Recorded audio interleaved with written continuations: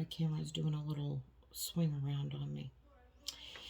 Hi friends, welcome back. It's been a long time since we actually had a chance to talk, and pre-COVID. Don't you guys feel like you kind of lost a year or two somewhere?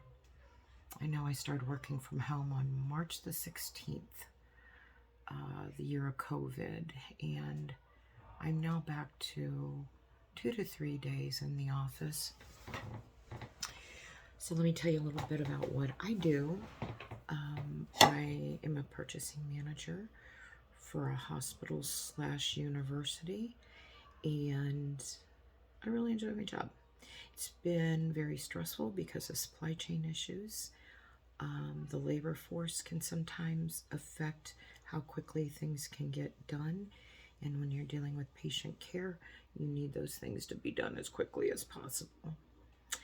So my channel used to be focused mainly on the fashion, skincare, over 50, so on and so forth. And not that, of course, I worry about skincare. Of course, I worry about my hair. That's why I stopped dyeing it, because it was getting a little too thin. I used to have really thick hair. But my gray hair was so coarse, it would not hold the dye. So I was losing the dye days after I had actually colored it. And I thought, you know what? I'm going to embrace what I have. It's what God gave me. Embrace getting older. I earned these gray hairs. There's many people who have not had the chance to get as old as I am, because they have now gone on and passed on. And so I'm going to embrace it. I'm not going to fight it. Why? It's who we are. And so not going to work every day and working from home those few days that I do a week. I don't buy as many clothes as I used to. I don't need to. But COVID did make me aware of health. It made me aware of, not necessarily COVID, I will say inflation, the cost of our food, shortages on certain things made me realize I think I need to start preparing a little bit. And you never know when an emergency is going to arise. Lord forbid that you or your significant other, if you have one, they get ill, they can't work. You don't have that backup plan, because who really does, honestly? We all like to think we're prepared until that time comes, and then we're like, oh my God, is that going to be enough? And you're always questioning, am I being prepared enough? And maybe it's just when you get older you start thinking this, but if I can tell the younger generation, prepare, think ahead, especially, retirement. Time goes by quickly, and before you know it, you're looking at the doorway to retirement. You're over that over the hill gang. So what I'm doing today, and what I wanted to hop on here for, is kind of let you know what my strategy is and what my plan is with my channel moving forward. And I'd really like to focus on that food preservation, canning, dehydrating, gardening. I grow a lot of my herbs, and I'll give you a quick glance here in a few moments of where I'm at on herbs. I've been taking some herbalist classes. I do a ton of research, and I'll be able to share a lot of things with you on how to help yourself. There is always something that, I don't want to say there's always something. There are medical conditions to where herbs may not be enough. And you do need to depend on your doctor. everyone should get a baseline checkup and keep up with their doctor, because they do have the technology to see what's going on the inside for sure. But what I'm talking about is preventative. And let's keep, that old saying, an apple a day keeps the doctor away. That saying's been around for a long time, because it's probably true. So I want to share some of the tinctures, and we'll talk about glycerites, and we'll talk about decoctions and oxymels. We'll talk about all different sorts of ways to utilize fresh herbs or dried herbs. You can grow your own. You can purchase them. Organic is always the way to go. That's why over the years I've added to my garden. As I learn of a new drug, I research that drug and find, this is something that I really think is going to be beneficial, either alone or with other herbs, or maybe my family members. I don't sell any of my products that I do. It's clearly just gifting to individuals. Some of the tinctures, some of them that we make are using 80 proof alcohol. And to sell alcohol, you have to have a license, regardless if it's an alcohol being used to make a tincture. But my understanding, and I've never clearly dove into this research, but my understanding is that license is about $10,000. So I don't have that kind of money.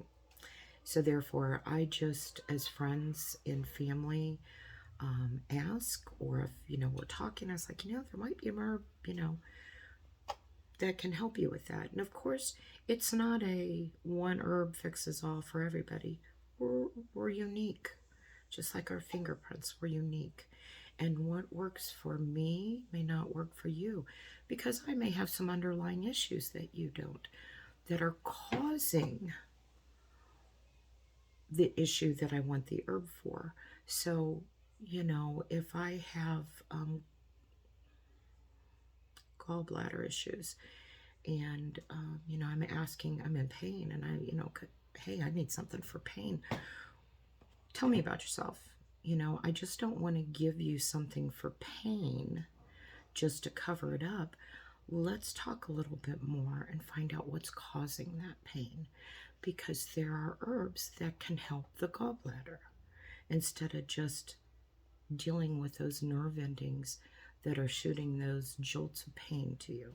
So, and of course, this doesn't always fix everything.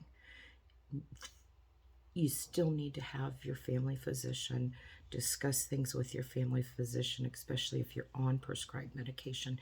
And then by no means am I saying that any of these herbs will replace your prescription medications. I'm not a doctor, and I want to make that very clear that that's not what I'm saying. But I do believe in preventative. So what I wanted to share is kind of the layout of what I'm doing here. Oops, kind of picked you guys up on the wrong side. So I actually dry my own herbs. I found these bags. They're really nice mesh bags that they're breathable. They have the hanging drawstrap string on them. And when I pick my herbs, I just stick them in there immediately and I hang them up. And once they get to the drying stage and they're 100% dry, you don't want your herbs with any moisture, because you can get bacteria. And all plants have water content. All plants do. Just that's a fact that we can't get rid of. Once they are dried, I actually have my apothecary that I have my herbs in. I would say I grow approximately 70% of my herbs. I'm adding more next year. And down at the bottom there, that is honey. And I've got some fire cider that I have done. We'll get into that. Some tinctures that have already been strained and processed. And then we have this here. These at the top are my cooking herbs. I've done some sun-dried tomatoes with some homegrown oregano and basil. And that will probably be the last time that I do sun-dried tomatoes. It's a lot of work, and I don't use them that often. So I'm cleaning this out. This is why this is so empty. Trying to figure out how I'm going to arrange this. These are finished products.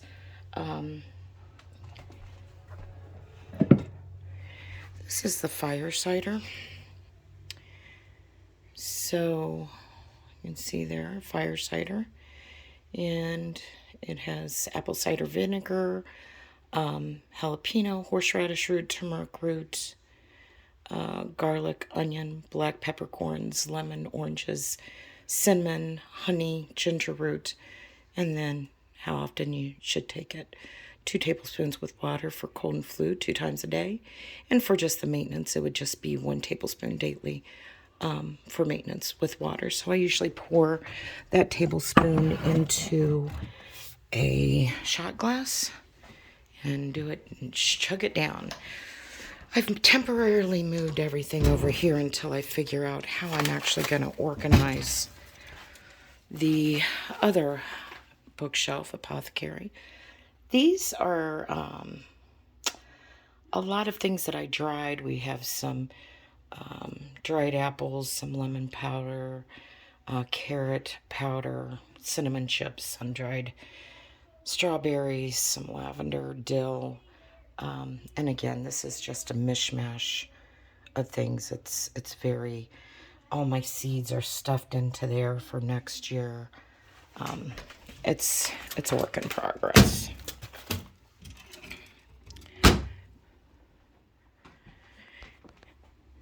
So my goal is kind of share what I do with you in hopes that it will actually give you some ideas of what you want to do. Canning, I enjoy canning. I enjoy pressure canning. I enjoy water bath canning. I dehydrate. My dream is to have a freeze dryer, but that's a big investment. And we'll can meats, we'll can vegetables, fruits, we'll just cooking in general. I'd also, I'm preparing now for the winter cold and flu season, so I'm going to be making some homemade elderberry syrup. It's going to be my first time making that. I've never made that before. I've always purchased it. But this year I was able to find a local grower who had organic elderberries, and I was able to actually get a good amount. So I'm really pleased with that. And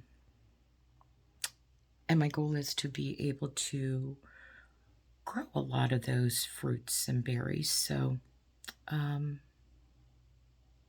hope you join me in our journey and share the video, like it. I'd love to be able to reach more people and do the awareness and how to save some money by managing what you have to buy, not having to go to the grocery store, preparing for those winter months when the abundance is less. Managing your own health care, because do you really know what they put in that food? Some of the food has a long shelf life. And with canning, that only gives you a quarter of the shelf life that the grocery market food has. So it makes you wonder, they're putting something in there. A lot of things that are banned in the European countries, we use them here, but they don't allow them. For example, what is that? Bromine, something like that, that's in Mountain Dew. They don't even allow that in Europe. So many sicknesses. I know I'm 56 years old, and I know when I was growing up, you didn't really hear much about anxiety, panic attacks, attention deficit, things like that. You didn't really see it. But honestly, from the people I know, and myself included, I'm on depression, anxiety medicine. I have panic attacks, anxiety attacks. Why? Why is it so abundant now? What is the one thing that we all have in common? We have to eat. We have to drink. I don't know. I could be going down a rabbit hole and I'm wrong. But I'd like to roll it out myself. And I'd like to save some money and manage what is going into my body. Not that, this great physique that I have, I'm definitely not this healthy person. I know I'm not. And you guys can come at me all that you want. I know. I look at myself in the mirror. I know I could be healthier. Consistency, that's my problem. I know what I need to do.